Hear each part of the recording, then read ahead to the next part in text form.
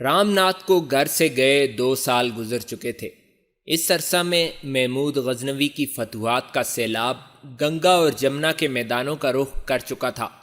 جنوب مشرقی ہندوستان کے عوام کو ابتدا میں اطمینان تھا کہ مہاراجہ کنوج کی قیادت میں باقی راجاؤں کی متحدہ افواج آگے بڑھ کر دشمن کا منہ پھیر دیں گی، لیکن محمود کی تیز رفتاری نے ان کے دل میں یہ خدشات پیدا کر دیے کہ اس لشکر جرار کے حرکت میں آنے سے پہلے ہی غزنی کی افواج راستے کے شہروں اور قلعوں کی مزاحمت کو کچلتی ہوئی کنوج اور کالنجر تک پہنچ جائیں گی۔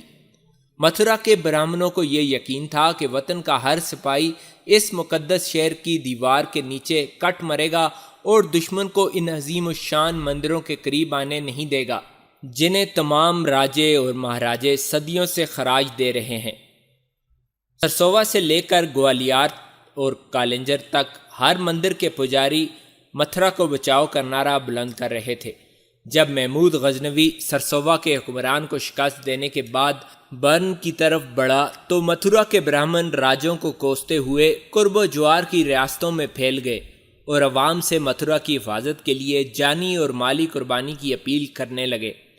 دوسری ریاستوں کی طرح گوالیار کے باشندوں پر بھی متھرا کے برہمنوں کی چیخ و پکار نے اثر کیا۔ سینکڑوں نوجوان رضاکارانہ طور پر متھرا کی حفاظت کے لیے روانہ ہو گئے اور عوام نے ان رضاکاروں کی اعانت کے لیے دل کھول کر چندے دیے۔ چند برہمن گوپی چند کے گاؤں میں بھی پہنچے اور انہوں نے ارد گرد کی بستیوں کے چیدہ لوگوں کو جمع کر کے مدد کے لیے اپیل کی۔ متھرا کے برہمنوں کی باتوں سے متاثر ہو کر اس علاقے سے بھی کئی نوجوان متھرا جانے کے لیے تیار ہو گئے، لیکن جب گھوڑے اور اسلحہ فراہم کرنے کا مسئلہ سامنے آیا تو لوگوں نے یہ عذر پیش کیا کہ عنقریب سومناتھ کے پجاری لگان وصول کرنے کے لیے آنے والے ہیں اور وہ کسی کو ایک کوڑی بھی معاف نہیں کریں گے۔ اگر ان کا خوف نہ ہو تو اس علاقے کا ہر آدمی اپنا پیٹ کاٹ کر بھی متھرا کی حفاظت کرنے والے رضاکاروں کی مدد کے لیے تیار ہے۔ متھرا کے برہمنوں نے لوگوں کو سمجھایا کہ سومناتھ کے مندر کی جاگیریں تمام ریاستوں میں ہیں اور ان جاگیروں کے اکثر زمیندار اور کسان ایسے ہیں جنہوں نے اپنی ساری پونجی متھرا کے مقدس شہر کی حفاظت کے لیے پیش کر دی ہے۔ سومناتھ کا مندر یہاں سے سینکڑوں میل دور ہے، اس لیے اس کے پروہت کو محمود غزنوی سے کوئی خدشہ نہیں، لیکن متھرا پہنچنے میں محمود غزنوی کو دیر نہیں لگے گی۔ اگر ہم نے متھرا میں دشمن کے دانت کھٹے نہ کیے تو وہ دن دور نہیں جب ان کے گھوڑے ان بستیوں میں دوڑ رہے ہوں گے۔ گوپی چند نے ان برہمنوں کی تائید پر تقریر کرتے ہوئے کہا، بھائیو، دشمن کے راستے میں متھرا ہمارا سب سے بڑا مورچہ ہے۔ متھرا کی شکست ہندو دھرم کی شکست ہوگی۔ اگر سومناتھ کے پجاری اس قدر بے حس ہو چکے ہیں کہ انہیں دشمن کو گنگا اور جمنا کی پوتر دھرتی پر دیکھ کر بھی ہوش نہیں آیا تو ہمیں ان کی پرواہ نہیں کرنی چاہیے۔ جب وہ آئیں گے تو ہم ان سے کہہ سکیں گے کہ جب تک ہماری اپنی آزادی خطرے میں ہے ہم تمہیں لگان نہیں دے سکتے۔ ہم اپنے راجا سے مطالبہ کریں گے کہ وہ ان لوگوں کو ہم پر ظلم کرنے کی اجازت نہ دے جو ہمارے خون اور پسینے کی کمائی سے اپنی توندیں بڑھا رہے ہیں، اور اگر راجا نے ہماری چیخ و پکار نہ سنی تو ہم اپنی حفاظت خود کریں گے۔ متھرا کے برہمن اگر اپنے لیے کچھ مانگیں تو میں یقیناً انہیں یہ جواب دیتا کہ ہم سومناتھ کی رعایا ہیں اور ہمارے پاس تمہارے لیے ایک کوڑی بھی نہیں، لیکن اب اگر میں متھرا کی حفاظت کے لیے اپنی ساری پونجی لٹانے کے لیے تیار ہوں تو میری قربانی کا مقصد ہندو دھرم کے ناموس اور اپنی عزت و آزادی کی حفاظت ہے۔ سومناتھ کے پجاریوں کے متعلق بہت سے لوگوں کے احساسات گوپی چند سے مختلف نہ تھے، لیکن بھری محفل میں ایسے خیالات کے اظہار کی جرت صرف گوپی چند ہی کر سکتا تھا۔ گوپی چند کی تقریر کے بعد بستی کے لوگ اپنے گھروں سے روپیہ اور جن کے پاس روپیہ نہ تھا وہ غلہ لا کر متھرا کے برہمنوں کے قدموں میں ڈھیر کر رہے تھے۔ عورتیں اپنے زیور اتار کر انہیں پیش کر رہی تھیں۔ گوپی چند نے اپنا غلہ بیچ کر سومناتھ کے لیے لگان کی جو رقم جمع کی تھی وہ سب متھرا کے برہمنوں کی نظر کر دی۔ اس کے علاوہ گھر میں اس کی بیوی کا زیور پڑا تھا اور اس کا خیال تھا کہ یہ زیور کسی دن اس کے بیٹے کی دلہن پہنے گی، لیکن اس نے بستی کے ہر آدمی سے سبقت لے جانے کے لیے یہ زیور بھی متھرا کے برہمنوں کو پیش کر دیا۔ اس کے بعد گوپی چند نے اس وفد کے ساتھ علاقے کا دورہ کیا۔ ہندوستان کے اور مندروں کی طرح متھرا کے مندروں کے پجاری بھی سومناتھ کے پجاریوں کے اثر و اقتدار سے جلتے تھے۔ انہوں نے گوپی چند جیسے منہ پھٹ آدمی کے تعاون سے پورا فائدہ اٹھانے کی کوشش کی اور سومناتھ کے پجاریوں کے خلاف جو باتیں وہ اپنے منہ سے نہیں کہہ سکتے تھے وہ گوپی چند کے منہ سے کہلوانے لگے۔ گوپی چند کو اکسانے کے لیے ان کا صرف یہ کہہ دینا کافی تھا کہ اس زمانے میں ایسے نڈر اور صاف گو آدمی کا دم غنیمت ہے، اور گوپی چند اپنی ہر تقریر میں اپنی دلیری اور صاف گوئی کا ایک نیا ثبوت پیش کرنا ضروری سمجھ لیتا۔ بعض بستیوں کے لوگ گوپی چند کو ٹوکتے، لیکن وہ اپنے ہر معترض کو یہ جواب دیتا کہ تم بزدل ہو۔ میں بزدل نہیں ہوں۔ کوئی 20 دن بعد متھرا کے برہمنوں کا وفد اس علاقے کی رہی سہی دولت سمیٹنے کے علاوہ متھرا کی حفاظت کے لیے 1000 رضاکار روانہ کر چکا تھا۔ اس وفد کی روانگی سے 1 ماہ بعد جب سومناتھ کے پجاری لگان وصول کرنے کے لیے آئے تو انہوں نے علاقے کے کسانوں اور زمینداروں میں عام بغاوت کے آثار دیکھ کر گوالیار کے راجا سے شکایت کی۔ راجا نے اپنے ایک وزیر کو تحقیقات کے لیے بھیجا۔ وزیر نے حالات کا جائزہ لینے کے بعد راجا کو یہ رپورٹ پیش کی کہ لوگوں نے غلطی ضرور کی ہے لیکن ان کی نیت بری نہ تھی، تاہم انہیں تنبیہ کر دی گئی ہے کہ اگر انہوں نے سومناتھ کا لگان ادا کرنے میں کوتاہی کی تو حکومت انہیں سزا دینے کے لیے سومناتھ کے پجاریوں کی مدد کرے گی۔ اس سال ان کے پاس کچھ نہیں رہا، اس لیے انہیں معاف کر دینا چاہیے۔ راجا نے پجاریوں کو خوش کرنے کے لیے اپنے خزانے سے ایک معقول رقم ادا کر دی۔ یہ رقم اس علاقے کے لگان کی رقم سے کم نہ تھی، لیکن سومناتھ کے پجاریوں کی نگاہ میں یہ جرت قابل معافی نہ تھی۔ واپس جاتے ہوئے انہوں نے اپنے چند ساتھیوں کو یہ مشورہ دیا کہ تم یہیں رہ کر ہمارے خلاف متھرا کے برہمنوں کی تبلیغ کا اثر زائل کرنے کی کوشش کرو۔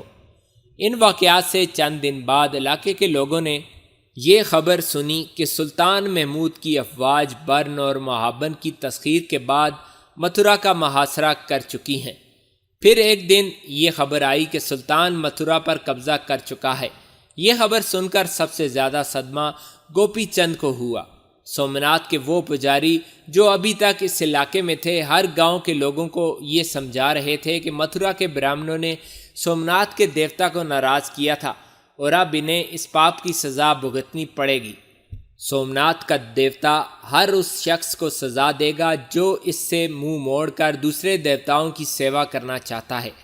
اب وہ تمام مندر نابود ہو جائیں گے اور وہ تمام مورتیاں توڑ دی جائیں گی جن کے پجاری سومناتھ کے پجاریوں کی عزت نہیں کرتے، اور جن ریاستوں کے راجوں نے ہماری جاگیروں سے اپنی فوجی ضروریات کے لیے چندہ جمع کیا ہے یا کسی اور مندر کے پجاریوں کو چندہ جمع کرنے کی اجازت دی ہے، ان سب کا حشر بہت برا ہوگا۔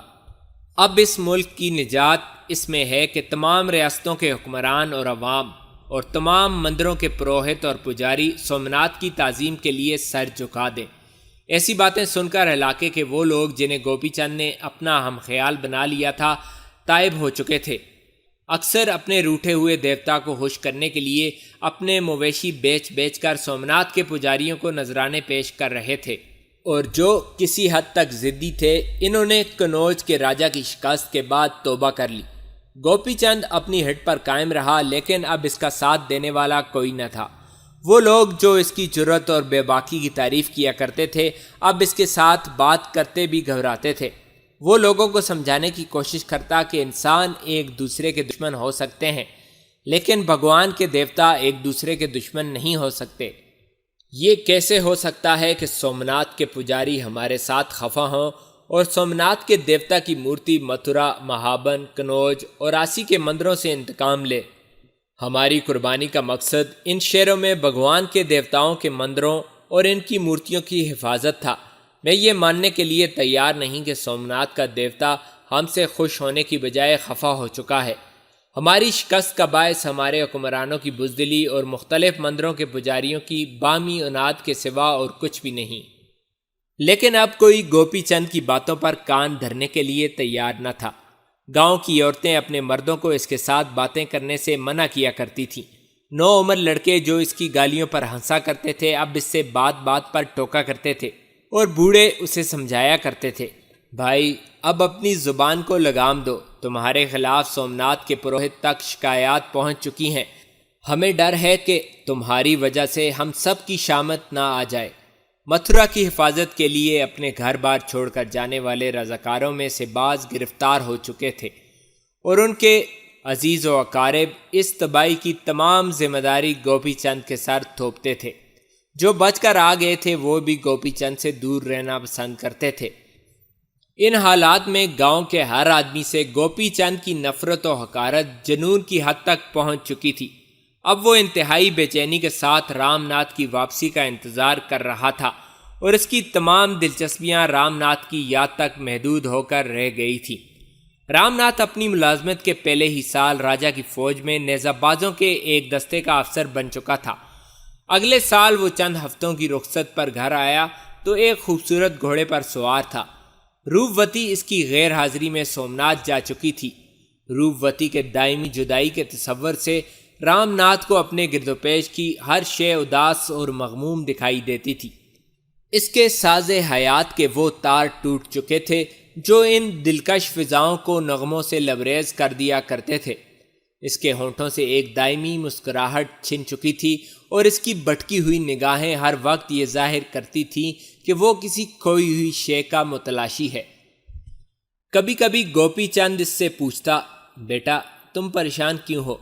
کچھ نہیں پتا جی، وہ چونک کر جواب دیتا، میں کچھ سوچ رہا تھا۔ کیا سوچ رہے تھے بیٹا؟ کچھ نہیں پتا جی۔ رام ناتھ کوئی بہانہ کر کے اٹھتا اور چپکے سے باہر نکل جاتا۔ ایک شام رام ناتھ اکیلا دریا کے کنارے بیٹھا ہوا تھا۔ یہ وہی جگہ تھی جہاں وہ کئی بار روپوتی سے مل چکا تھا۔ اس نے گانے کی کوشش کی لیکن اس کی آواز سینے میں گھٹ کر رہ گئی۔ گوپی چند اسے تلاش کرتا ہوا وہاں آ نکلا۔ یہاں کیا کر رہے ہو بیٹا؟ گوپی چند نے پوچھا۔ کچھ نہیں پتا جی، یوں ہی پھرتے پھراتے یہاں آ کر بیٹھ گیا ہوں۔ گوپی چند اس کے قریب بیٹھ گیا۔ باپ اور بیٹا کچھ دیر خاموش رہے، پھر گوپی چند نے کہا، بیٹا لوگ کہتے ہیں کہ تم نے گانا بالکل چھوڑ دیا ہے۔ رام ناتھ نے جواب دیا، ہاں پتا جی، آپ کو گانے سے نفرت جو تھی۔ گوپی چند نے کہا، میں تمہارے گانے سے صرف اس وقت تک چڑھتا تھا جب تک تم سپاہی نہیں بنے تھے، اور اب تو میں خود تمہارا گانا سننا چاہتا ہوں۔ پتا جی اب میں گا نہیں سکتا، اب میں شاید کبھی نہ گا سکوں، چلیے گھر چلیں۔ رام ناتھ یہ کہہ کر کھڑا ہو گیا۔ رام ناتھ کو زیادہ دن گھر میں ٹھہرنے کا موقع نہ ملا۔ گنگا اور جمنا کے میدانوں کی طرف محمود غزنوی کی پیش قدمی کی اطلاع سنتے ہی وہ واپس چلا گیا۔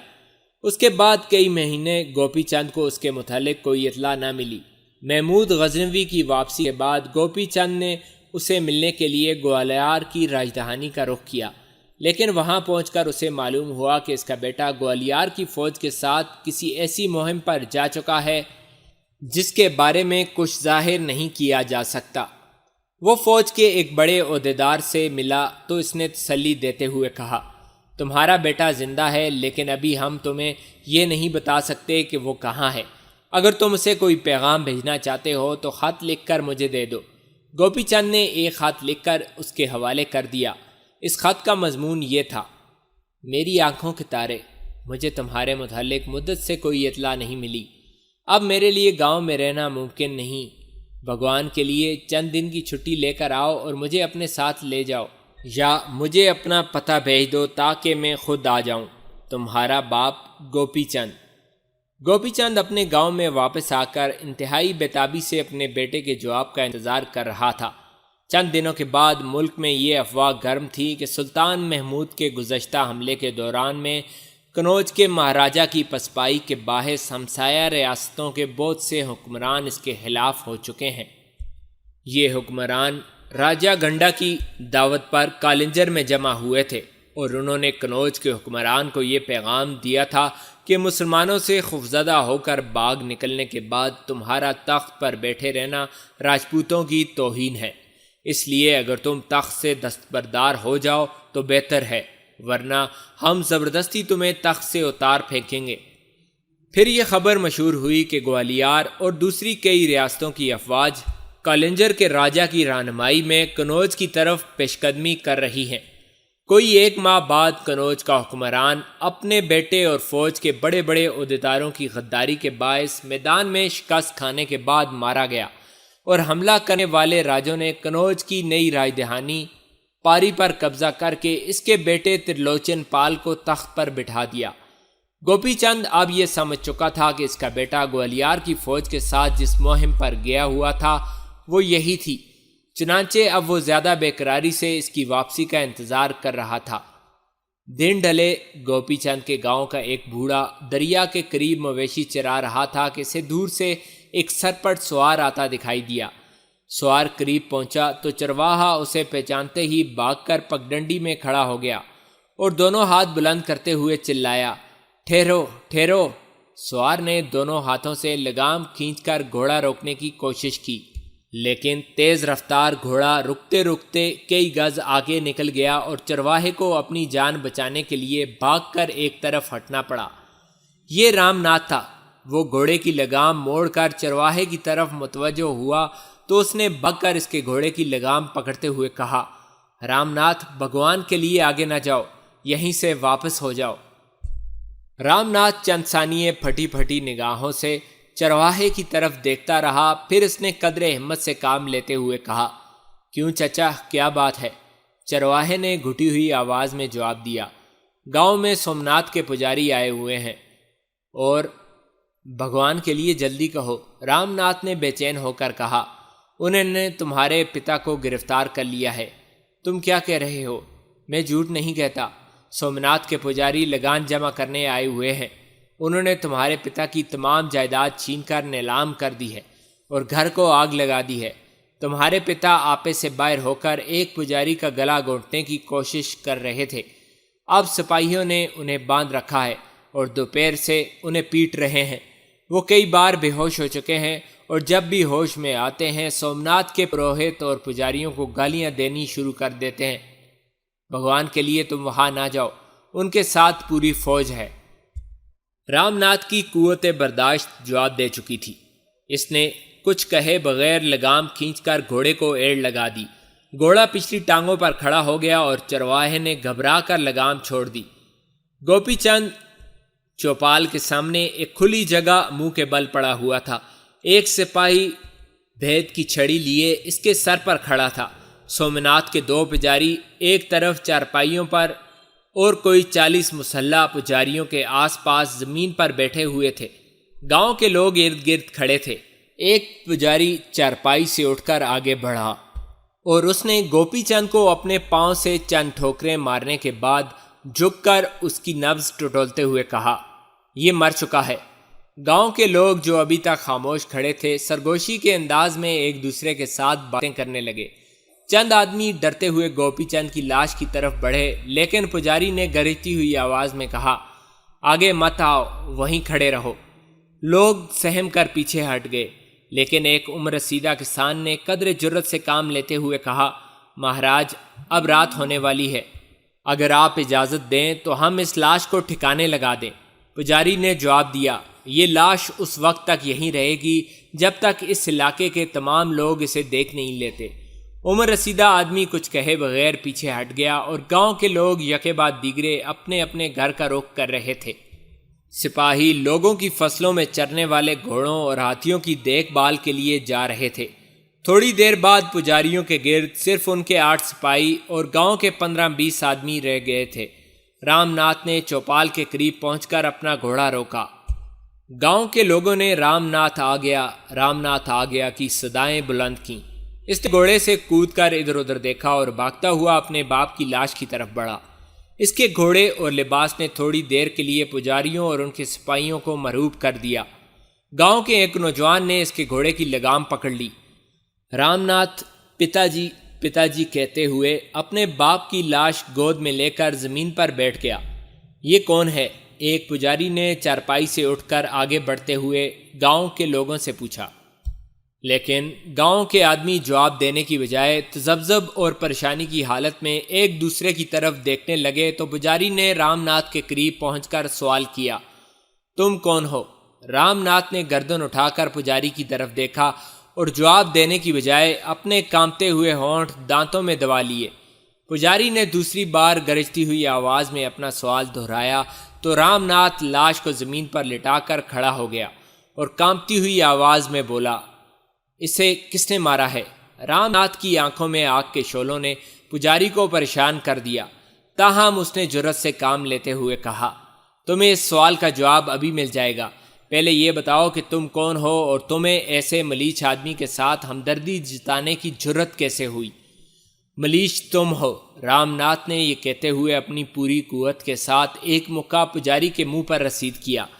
بھاری بھرکم پجاری لڑکھڑاتا ہوا پیٹھ کے بل جا گرا اور اس کے گرتے ہی 8 مسلح سپاہی وہاں موجود تھے پکڑ لو مار دو کے نعرے لگاتے ہوئے آگے بڑھے۔ اتنی دیر میں رام ناتھ اپنی تلوار نکال چکا تھا۔ ان سپاہیوں نے آج تک اپنے بازوؤں کی قوت صرف ہاتھ جوڑنے والے لوگوں پر آزمائی تھی۔ یہ پہلا موقع تھا کہ وہ اپنی زنگ آلود تلواروں کی جواب میں ایک چمکتی ہوئی تلوار دیکھ رہے تھے۔ رام ناتھ کو مدافعت کے لیے پیچھے ہٹنے کی بجائے حملے کے لیے تیار دیکھ کر وہ چند قدم دور رک کر ایک دوسرے کا منہ دیکھنے لگے۔ دوسرا پجاری چلایا، بزدلو دیکھتے کیا ہو؟ سپاہیوں نے بدل نخواستہ آگے بڑھ کر رام ناتھ کو گھیرے میں لینے کی کوشش کی، لیکن اس نے پہلے ہی حملے میں یکے بعد دیگرے 2 سپاہیوں کو موت کے گھاٹ اتار دیا۔ تیسرا سپاہی بدحواس ہو کر الٹے پاؤں بھاگا، لیکن اس نے زمین پر پڑے ہوئے پجاری کے ساتھ ٹھوکر کھائی اور پیٹھ کے بل گر پڑا۔ اس نے اٹھنے کی کوشش کی، لیکن رام ناتھ کی تلوار اس کے سر پر لگی اور وہ دوبارہ حرکت نہ کر سکا۔ باقی سپاہی ادھر ادھر بھاگ کر اپنے ساتھیوں کو آوازیں دے رہے تھے جو کھیتوں میں اپنے گھوڑے اکٹھے کر رہے تھے۔ دوسرا پجاری بدحواس ہو کر پاس ہی ایک درخت پر چڑھنے کی کوشش کر رہا تھا۔ گاؤں کے لوگ چلا رہے تھے، رام ناتھ اب بھاگ جاؤ، سپاہی کھیتوں سے اپنے گھوڑے پکڑنے کے لیے گئے ہوئے ہیں، وہ ابھی آ جائیں گے، جلدی کرو۔ لیکن رام ناتھ اب نیچے پڑے ہوئے پجاری کی طرف متوجہ ہو چکا تھا۔ اس کی تلوار کی نوک پجاری کے سینے پر تھی اور پجاری ہاتھ باندھ کر چلا رہا تھا، دیا کرو مہاراج، میں سومناتھ کا پجاری ہوں۔ مہاراج، مہاراج، رام ناتھ نے اس کے منہ پر زور سے پاؤں مارتے ہوئے کہا، بزدل، وہ میرا باپ تھا۔ گاؤں کے لوگوں نے بھاگ کر پجاری کو بچانے کی کوشش کی، لیکن رام ناتھ کی تلوار اس کے سینے کے آر پار ہو چکی تھی اور وہ خود بھاگ کر گھوڑے پر سوار ہو چکا تھا۔ تھوڑی دیر بعد سومناتھ کے پجاریوں کے جانثار سپاہی اس کی تلاش میں نکلے تو رام ناتھ 2 کوس دور رات کی تاریکی میں پناہ لے چکا تھا، لیکن اس کے بعد آنے والی ہر نئی صبح کی روشنی اسے یہ پیغام دیتی تھی کہ موت کے سائے اس کے پیچھے لگے ہوئے ہیں۔ دیوتاؤں کی سرزمین میں سومناتھ کے پجاری کے قاتل کے لیے کوئی جگہ نہ تھی۔ اپنا گھر۔ ایک پہر رات گئے رنبیر اور شمبھو ناتھ چاند کی روشنی میں تھوڑی دور اپنی منزل مقصود دیکھ رہے تھے۔ تھکے ہوئے گھوڑے گردنیں جھکائے آہستہ آہستہ قدم اٹھا رہے تھے۔ پگڈنڈی کے آس پاس مینڈکوں اور جھینگروں نے اپنا نہ ختم ہونے والا راگ شروع کر رکھا تھا۔ رنبیر کا رواں رواں اپنے وطن کی زمین کی مہک سے سرشار ہو رہا تھا۔ اس نے اپنے گھوڑے کی گردن پر تھپکی دیتے ہوئے کہا، میرے دوست، مجھے تمہاری بھوک اور تھکاوٹ کا علم ہے، لیکن اب ہماری منزل دور نہیں۔ کھیتوں سے نکل کر وہ ایک گھنے باغ میں داخل ہوئے اور رنبیر کے دل و دماغ پر پھر ایک بار ماضی کے حسین و دل فریب نقوش ابھرنے لگے۔ یہ وہی باغ تھا جہاں وہ بچپن میں کھیلا اور کہکے لگایا کرتے تھے۔ یہ کہکے اب بھی اس کے ذہن میں گونج رہے تھے۔ باغ عبور کرنے کے بعد وہ اپنے قلعے نما محل کی چاردیواری دیکھ رہا تھا۔ اس کے ہونٹوں پر مسکراہٹیں کھیل رہی تھیں اور آنکھوں میں تشکر کے آنسو چھلک رہے تھے۔ محل کے اندر کامل سکوت تھا۔ بالائی منزل کے ایک کمرے کے دریچے سے، جس کا بیشتر حصہ صحن کے ایک تناور درخت کی شاخوں نے چھپا رکھا تھا، چراغ کی مدھم سی روشنی باہر آ رہی تھی۔ شمبھو ناتھ نے دریچے کی طرف اشارہ کرتے ہوئے کہا، ادھر دیکھیے، شکنتلا کے کمرے میں دیا جل رہا ہے، وہ جاگ رہی ہوگی۔ میں نے آپ کو بتایا تھا کہ آپ کی غیر حاضری میں ایک رات اس نے سپنا دیکھا تھا کہ آپ کھڑکی کے راستے اس کے کمرے میں داخل ہوئے ہیں۔ اس کے بعد وہ رات کو کبھی اپنے کمرے کا دیا نہیں بجھاتی۔ وہ دیوار کے ساتھ ساتھ پھاٹک کا رخ کر رہے تھے۔ اچانک رنبیر نے اپنا گھوڑا روکتے ہوئے کہا، ٹھہرو شمبھو، اس وقت اگر ہم نے پھاٹک پر آوازیں دیں تو نوکر شور مچا کر سارا گاؤں جمع کر لیں گے۔ میں سب سے پہلے شکنتلا اور پتا جی کو دیکھنا چاہتا ہوں۔ تم تھوڑی دیر یہیں ٹھہرو، دیکھوں آج شکنتلا مجھے پہچانتی بھی ہے یا نہیں۔ شمبھو ناتھ نے کہا، اگر آپ کے بال سفید ہو چکے ہوتے تو بھی شکنتلا آپ کو پہچان لیتی۔